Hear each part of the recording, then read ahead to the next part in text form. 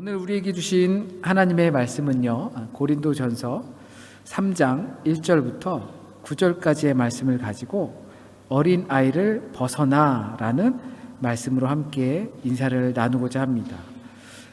새길 말씀은 2절 말씀 한번 새기겠습니다. 내가 너희를 젖으로 먹이고 밥으로 아니하였노니 이는 너희가 감당하지 못하였음이거니와 지금도 못하리라 라는 말씀을 생각하면서 오늘 말씀을 같이 들으시길 바라겠습니다. 오늘 주보에 보니까 뭐 이상한 그림 같은 거, 스테이크예요. 왜 갑자기 스테이크야? 라고 여기서 보면 그 전에는 젖으로 먹였는데 밥으로 안 했다라고 하는 게, 이 밥이 사실상 여기서 이제 고기, 미트라는 어원이 있어요. 그래서 내가 너희에게 고기를 안 먹인 것은 유아이기 때문에 젖으로 먹인 건데, 아직도 너희들이 고기 먹을 이제 상태가 안 됐다라는 것을 은유적으로 표현한 거죠.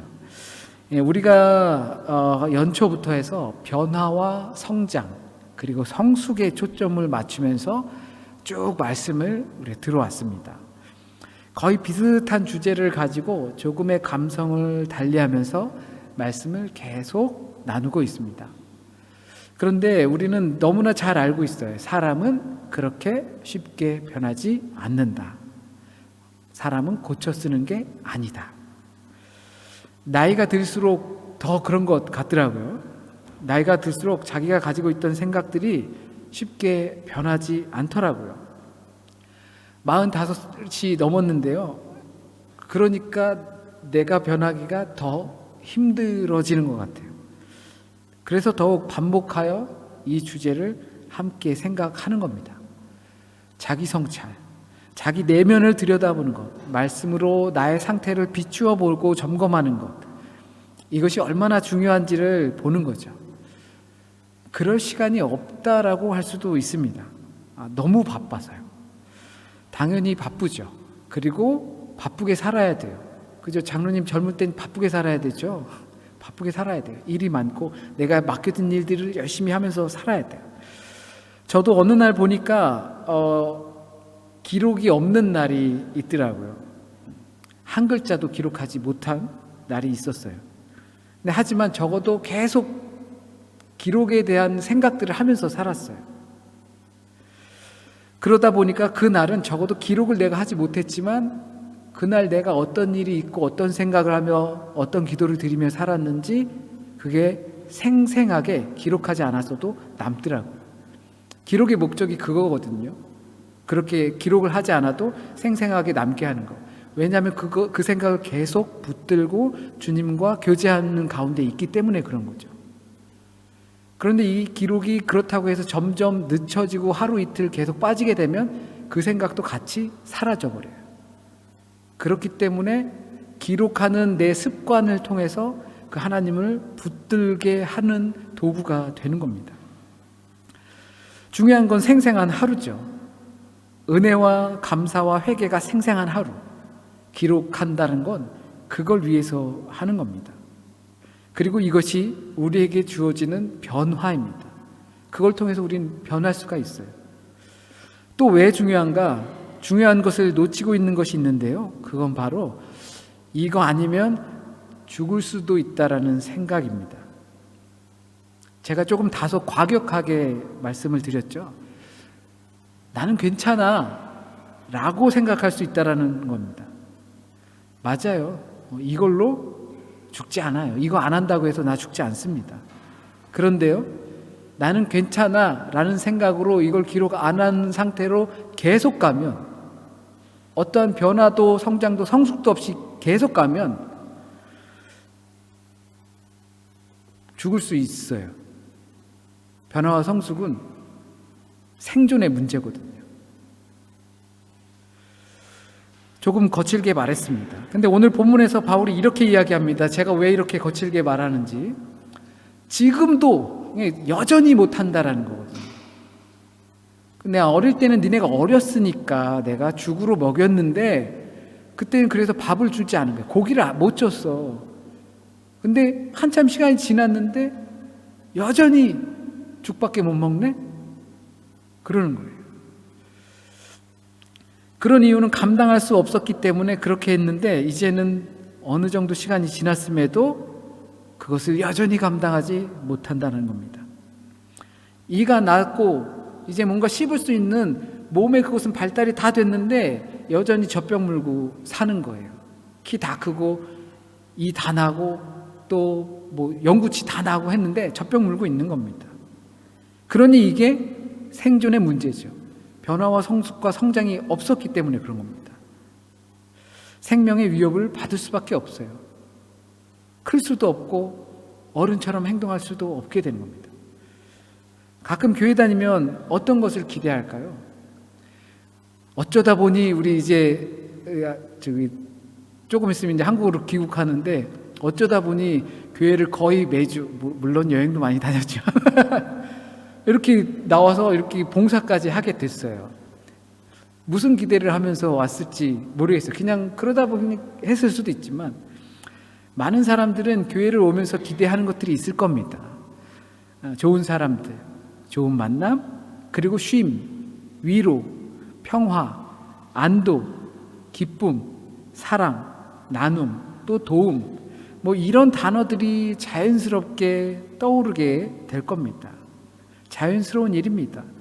게다가 우리의 일상의 삶이 힘들기 때문에 이 회사 상사에게도 지치고, 아이 육아에도 지치고, 또 학업에 지치고, 일터에서 힘들고, 또 집안에서도 힘들고, 사람 관계에서도 힘들고, 그러다가 교회를 온다는 거죠.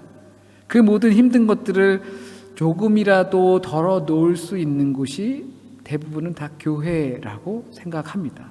믿음의 장소이죠. 교회에서 밥도 주고 칭찬도 주고 웃어주기 때문입니다. 당연한 거예요. 교회는 모든 이들의 안식처이고 회복의 장소입니다.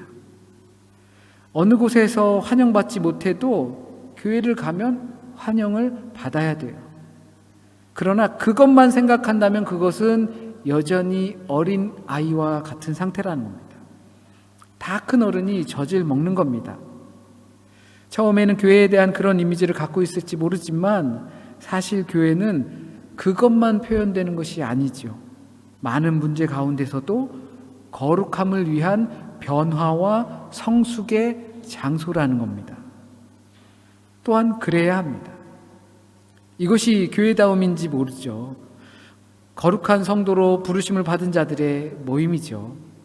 내가 거룩해서 주님께서 부르시기도 하지만 나를 거룩하게 만들기 위해서 주님께서 부르시는 장소입니다.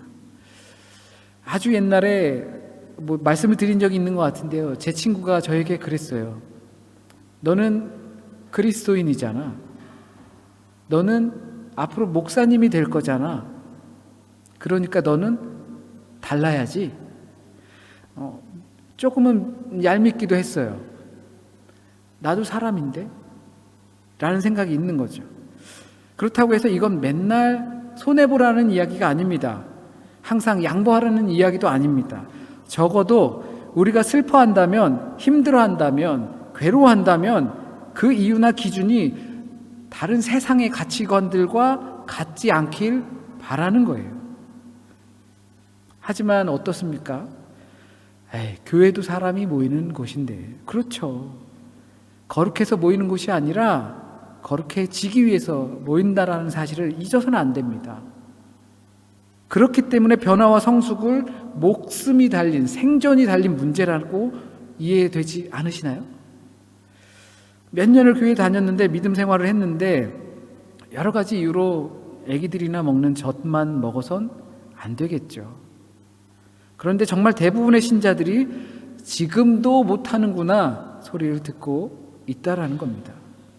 저도 한편으론 그런 부분에 여전히 속해 있을지 모릅니다. 제가 제 자신을 자세히 들여다보지 않는다면 말이죠. 그게 왜 그럴까요? 육에 속했기 때문에 그런 겁니다. 육에 속했다는 것은 그런 거죠. 믿지 않는 사람들과 다른 게 없다라는 거예요. 누가 섭섭하게 했어요. 그래서 화나요. 누가 나를 기쁘게 맞아주지 않아요. 그래서 기분이 언짢아요. 누가 내 이야기를 그냥 들어주지 않아요. 그래서 불쾌해요. 그런데 우린 말하잖아요. 아유, 사람이 다 그런 거지 뭐. 네, 맞습니다. 사람은 다 그런 겁니다. 사람은 모이면 그렇게 갈라지기 마련이고 비교하기 마련이고 내 이야기 들어주지 않으면 불평하기 마련입니다. 자기랑 어울리는 사람이 있고 맞지 않는 사람이 있기 마련이죠. 그래서 사람 사는 거 다 거기다라고 이야기합니다. 그런데 교회도 성도도 그렇게 이야기할 필요가 있을까요? 비록 그렇다 하더라도 그것을 벗어나기 위해서 모이는 것 아닐까요? 나의 힘든 것만 위로받기 위해서 모이는 걸까요? 그러면 밖에 교회를 나오지 않고 테니스 클럽, 배드민턴 클럽, 아니면 축구 클럽 그렇게 가는 사람들이랑 도대체 다른 게 무엇이 있을까요? 나도 사람인데, 그렇죠. 그러면 그냥 나도 젖만 먹겠다라는 이야기입니다. 그래서 육에 속했다라는 이야기죠. 그래서 어린아이 같이 육적인 생각을 쫓고 사람의 판단을 따라가는 사람들이 하는 행동에 대해 구체적으로 바울이 무엇인지 오늘 본문의 한 가지를 이야기하고 있습니다. 그것이 바로 시기와 분쟁하고 있는 상태라는 겁니다. 왜 그렇습니까? 그들 안에 자족함이 없기 때문입니다. 상대성만 있기 때문입니다. 고린도 교인들이 자기는 바울이 맞다, 자기는 아볼로가 맞다, 그러면서 서로 패 가르기를 합니다. 물론 교회 안에서도 서로 마음이 통하는 사람이 있기도 하고 그렇지 않기도 합니다. 그런 것이 인지상정이라 큰 잘못이라고 볼 수는 없을 겁니다. 그게 여전히 나도 사람인데 라는 생각이 강하게 자리 잡고 있는 겁니다.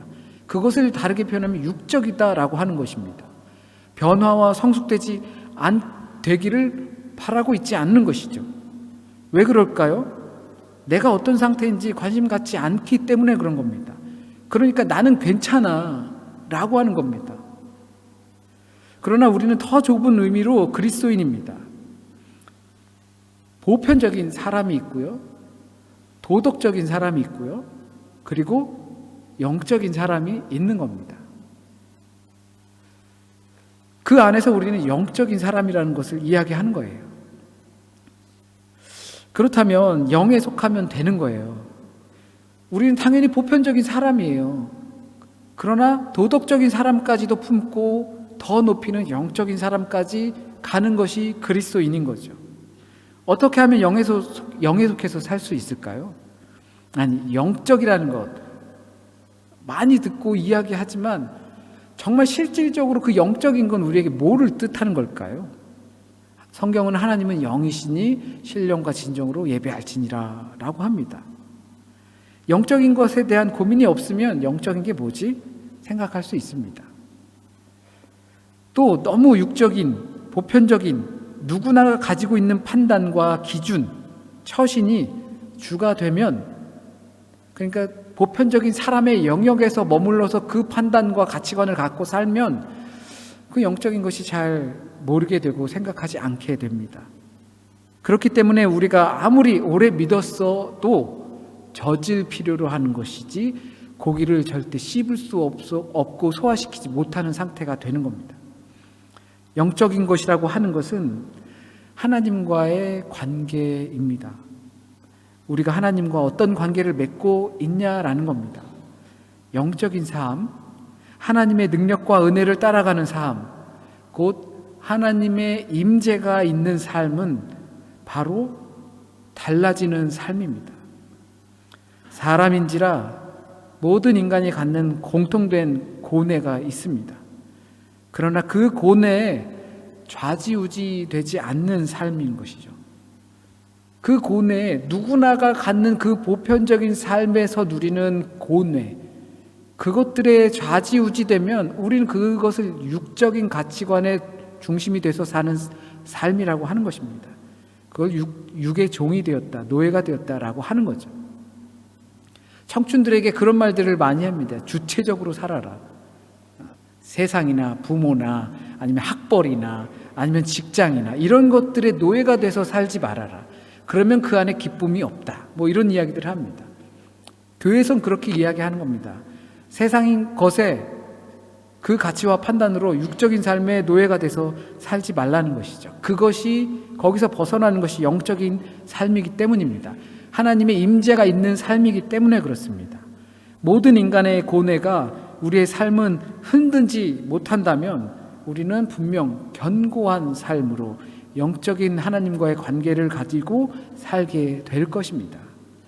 이건 절대 현실과 동떨어진 또는 육체와 분리된 그런 의미가 아닙니다. 육적인 것에 지배받지 않는다는 이야기입니다. 거기에 휘둘리지 않는 겁니다. 세속의 삶을 살 수밖에 없지만 거기서 그리스도의 말씀이 자꾸 생각나서 때론 골치 아픈 삶을 살기도 하는 겁니다. 그러나 우리는 내가 곧 길이요 진리요 생명이다라고 하신 주님의 말씀을 믿고 살아갑니다. 그것을 진리로 받아들이면서 살아가는 거죠. 그것이 우리의 삶의 자리 곳곳에, 내가 밟고 있는 육적인 땅의 곳곳에 나한테서 피어날 때 그것이 영적인 삶으로 하나님의 임재를 경험하면서 살아가는 삶입니다. 젖을 먹으면서 자라고 죽는 것, 그것도 그렇게 나쁘진 않을 겁니다. 그런데 고기를 먹어보면 생각이 달라질 겁니다. 어느 분이요, 독일에 유학 오기 전까지 한 번도 돼지 삼겹살을 드셔본 적이 없다고 하더라고요. 그런데 모임에 딱 갔는데 돼지 삼겹살을 어떻게 하다 보니까 먹어봤대요. 그러더니 이 맛있는 거를 내가 왜 여태 안 먹었을까 하면서 매니아가 됐대요. 젖을 먹으면서 살다가 죽는 것 나쁘지 않을 수 있을 겁니다. 그러나 고기 맛을 보면, 중이 고기만 보면 안 된다고 그러잖아요. 고기 맛을 보면 이렇게 맛있는 음식이 있구나. 하나님의 임재와 체험들을, 영적인 삶을 내 삶에서 경험하게 되면 이렇게 놀랍고 감동적인 삶이 있구나. 그 맛을 보면 빠지지 않을 수 없을 거라는 겁니다. 변화와 성숙은 영적인 삶을 위한 생존이 걸린 문제입니다. 영적인 사람, 특히 하나님의 능력과 은혜를 따라 나를 부르신 하나님을 신뢰하며 오늘도 하루 변화와 성숙이 되어지길 간절히 바랍니다. 기도드리겠습니다. 주님은 오늘도 우리를 이끌어 주시는 줄 믿습니다. 우리를 말씀을 통하여서 말씀으로 가르쳐 주시고 또한 하나님께 찬양을 올려드리며 그 곡조와 그리고 그 곡조에 실린 우리의 기도를 하나님께 드리시는 줄 믿습니다. 우리의 기도와 우리의 간구를 하나님 받아주시고 그 받아주신 하나님의 놀라운 은혜로 말미암아 우리에게 주어진 삶을 주님께 순종하며 살아갈 수 있는 삶이 되게 인도하여 주세요. 우리에게 주신 시간들이 때로는 많을 수도 있고 때로는 적을 수도 있습니다. 그 시간 정말 아름답고 귀하게 보낼 수 있도록 인도하여 주세요.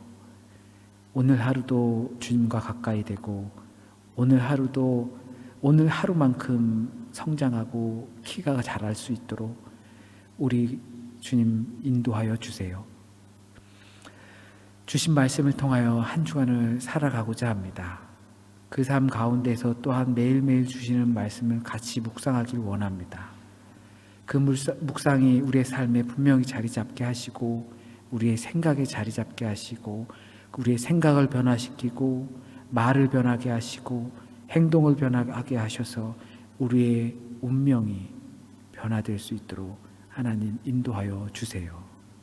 한 주간의 삶 온전히 주님께 맡겨드립니다.